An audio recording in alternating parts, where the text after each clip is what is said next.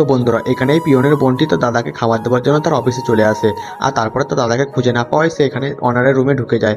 আর তারপর ওনারটি জিজ্ঞাসা করতে থাকে, কে তুমি, আর এরকমভাবে ঢুকে যাচ্ছ কেন? তখন মেয়েটি বলতে থাকে, আমার দাদা এখানে কাজ করে আর আমি এই খাবারটি তার দাদাকে দিতে এসেছিলাম। তখন ওনারটি বলতে থাকে, কে তোমার দাদা? তখন মেয়েটি বলতে থাকে, বিকাশ হচ্ছে আমার দাদা। তখন সে ওনারটি বিকাশকে ডেকে পাঠায় আর বলে, এই বিকাশ, এটা কি তোমার বোন? আর তুমি তোমার বোনকে ঠিকমতো শিক্ষা দিতে পারোনি যে অফিসের ওনারের রুমে ঢুকতে গেলে নক করে ঢুকতে হয়। তখন সে মেয়েটি বলতে থাকে, সরি স্যার, আমাকে ক্ষমা করে দিন, আমি বুঝতে পারিনি। তারপরে সে দাদাটি বলতে থাকে, স্যার আমার বোন আইপিএস অফিসার হয়েছে, তাই আমি সবাইকে মিষ্টি খাওয়াচ্ছিলাম, আর তার জন্য আপনাকে আমার বোন মিষ্টি দিতে এসেছিল আপনার রুমে। আর এই কথাটি শুনে অফিসে ওনারটি হাসতে থাকে আর বলে, পিয়নের বোন হবে নাকি আইপিএস অফিসার? আর এক সপ্তাহ পর যখন সে জানতে পারলো সে সত্যিকারই আইপিএস অফিসার হয়েছে, তখন সে ওনারটি সে মেয়েটির কাছে ক্ষমা চাইতে থাকে আর বলে, আমার দুর্ব্যবহারের জন্য আমাকে ক্ষমা করে দিও।